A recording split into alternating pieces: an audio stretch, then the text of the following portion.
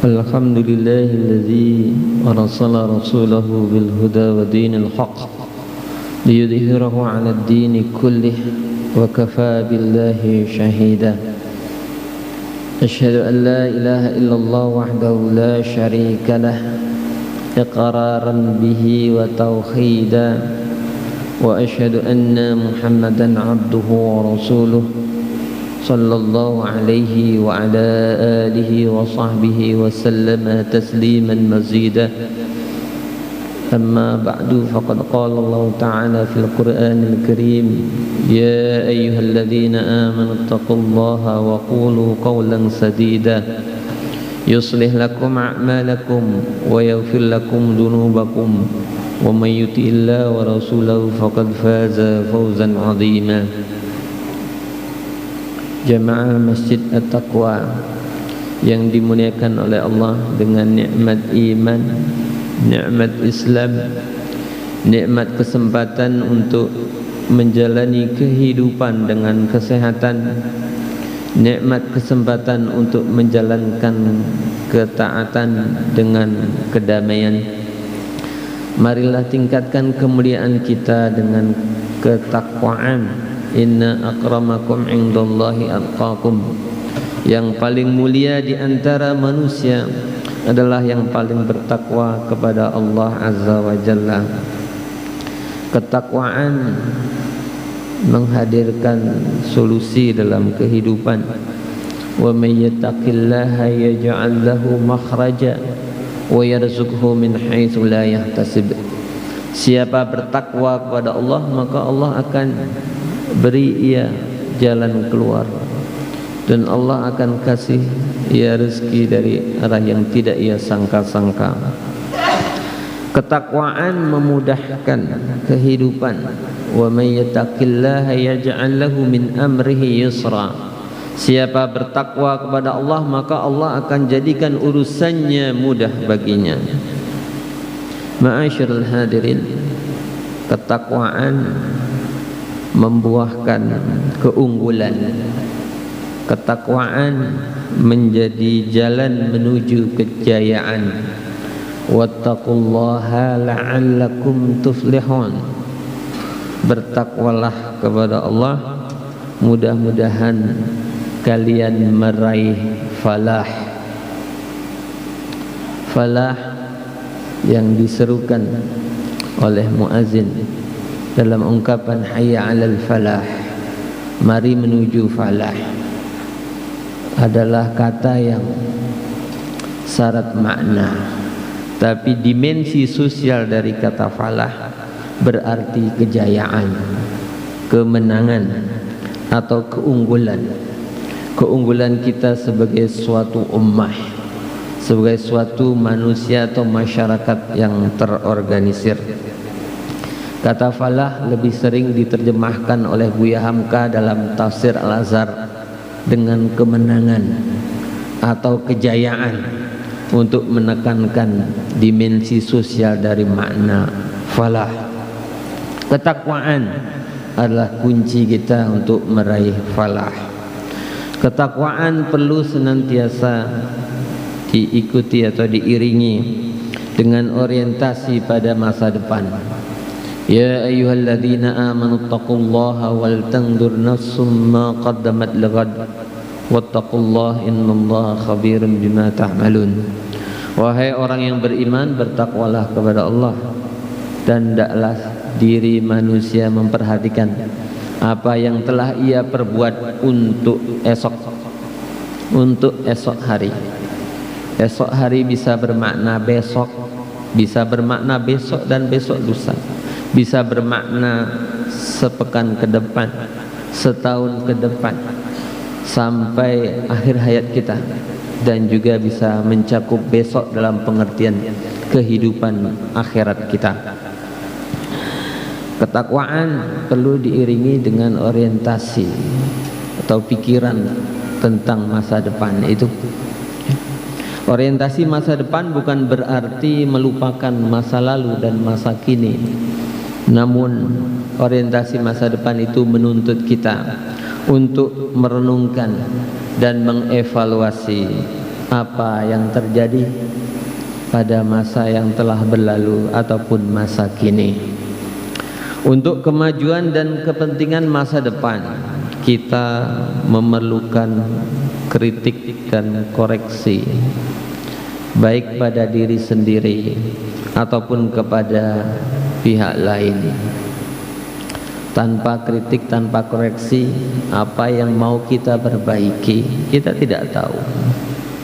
Sifat ke-10 dalam kepribadian Muhammadiyah menyebut sifat Muhammadiyah itu adalah bersifat adil serta korektif ke dalam dan keluar dengan bijaksana. Keadilan, koreksi ke dalam maupun keluar serta kebijaksanaan, itu adalah kata kunci dalam kehidupan warga Muhammadiyah, di antara banyak kata kunci yang lain. Sangat wajar, adalah sangat wajar bila para tokoh Muhammadiyah, pimpinan Muhammadiyah atau bahkan warga Muhammadiyah terbiasa melakukan, menyampaikan dan menerima koreksi dan memadukan koreksi dengan kebijaksanaan, sehingga bila mengkritisi diri, kritik diri dilakukan dengan bijaksana. Bila menyampaikan kritik, kritiknya disampaikan dengan bijaksana. Dan bila menanggapi kritik, kritiknya ditanggapi atau diterima dengan bijaksana.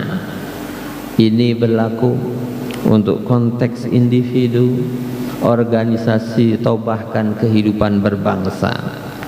Kepribadian Muhammadiyah menuntun dan menuntut kita untuk lapang dada, luas pandangan, sehingga terbuka pada kritik, tidak anti kritik atau menanggapi kritik dengan laporan hukum, dengan menjatuhkan pengkritik dengan berbagai cara, termasuk dengan menggunakan jasa para pendengung di dunia maya.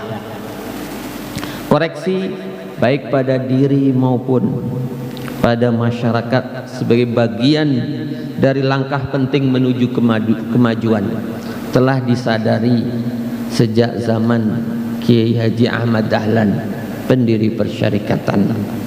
Itu misalnya terbaca dengan sangat jelas di buku pelajaran Kiai Haji Ahmad Dahlan yang memuat 7 falsafah hidup dan 17 kelompok ayat yang ditulis oleh santri Kiai Dahlan, Kiai Haji. Spirit ini, spirit untuk melakukan koreksi demi kemajuan, itu kemudian terumuskan pada masa Kiai Haji Mas Mansur dalam 12 langkah Muhammadiyah. Dalam 12 langkah Muhammadiyah, kemajuan jihad Muhammadiyah dicapai diantaranya dengan langkah pertama, memperdalam masuknya iman. Yang kedua, memperluas paham agama. Yang ketiga, memperbuahkan budi pekerti.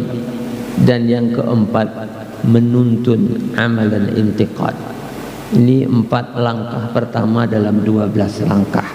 Kita perhatikan langkah keempat, menuntun amalan intiqad. Intiqad berarti koreksi. Koreksi untuk mendatangkan kebaikan dan kesempurnaan. Dengan intiqad kita mengetahui segala yang ada pada diri kita, baik yang baik ataupun yang tidak baik, hingga akhirnya kita bisa menambah kebaikan dari yang baik pada diri kita dan membuang segala yang tidak baik dari diri kita. Ini adalah fungsi intiqad. Intiqad ini ada ilmunya dan ada seninya. Walaupun kata intiqad tidak populer pada zaman sekarang, mungkin orang lebih mengenal kata atau konsep muhasabah, ya, serupa tapi tidak semakna. Intiqad ada ilmunya, ada seninya. Intiqad perlu dilakukan kepada diri sendiri, kepada teman, sesama orang beriman atau orang lain, termasuk kepada lembaga, baik lembaga di mana diri kita terlibat ataupun lembaga yang di situ kita tidak terlibat. Kesemuanya kita melakukan intiqad. Tapi masing-masing punya cara tersendiri. Menurut Mas Mansur, tidak bisa kita melakukan atau melakukan cara intiqad atau menerapkan cara intiqad kepada diri sendiri ketika kita melakukan intiqad kepada orang lain. Demikian juga sebaliknya, tidak boleh cara kita mengintiqad orang lain kita terapkan pada diri sendiri ataupun juga sebaliknya. Intiqad kepada diri sendiri dilakukan dengan bercermin, dengan cermin sempurna Al-Quran dan Sunnah. Cermin yang sempurna adalah cermin yang utuh, sehingga citra kita tidak retak dalam cermin itu. Cermin yang sempurna adalah cermin yang luas, yang besar, sehingga tidak hanya sepotong wajah kita yang tampak di cermin itu. Cermin sempurna adalah cermin yang bening, sehingga wajah kita terpantul jelas, diri kita terpantul jelas dalam cermin itu. Dan cermin terbaik adalah bacaan kita. Bacaan terbaik kita adalah Al-Quran dan As-Sunnah. Mas Mansur memberi tips, kalau kita mau melakukan intiqad kepada diri sendiri, sediakan waktu untuk membaca Al-Quran atau membaca hadis dengan pikiran yang tenang, dengan hati yang suci. Lalu berkacalah pada apa yang kita baca. Adakah perintah Allah yang kita lalaikan?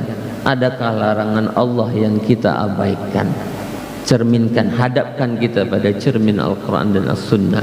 Dan mengingat, setiap hari luangkan waktu untuk mengingat ataupun menghitung-hitung apa yang sudah kita perbuat, agar kita bisa melakukan koreksi diri.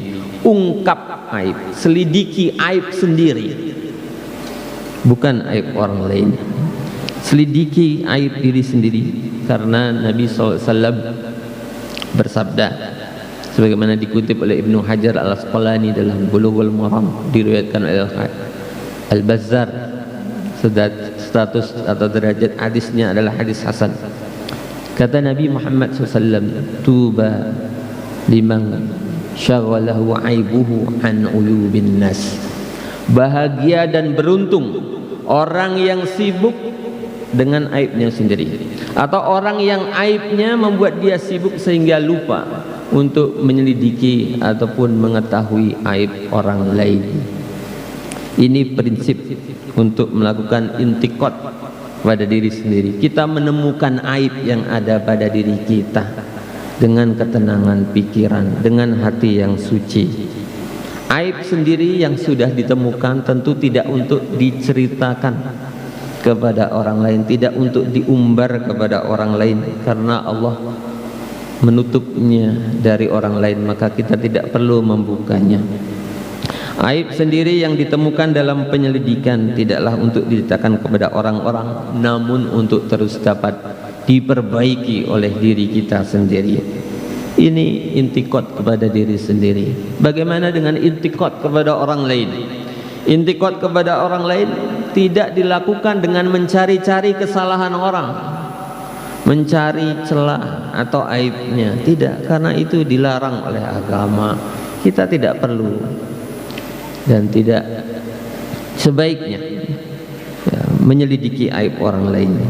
Koreksi kepada orang lain dilakukan dengan mengajak kepada kebaikan dan mencegah dari kemungkaran atau keburukan dengan amar ma'ruf nahi mungkar, tanpa mengungkap aibnya, tanpa menyelidiki celahnya.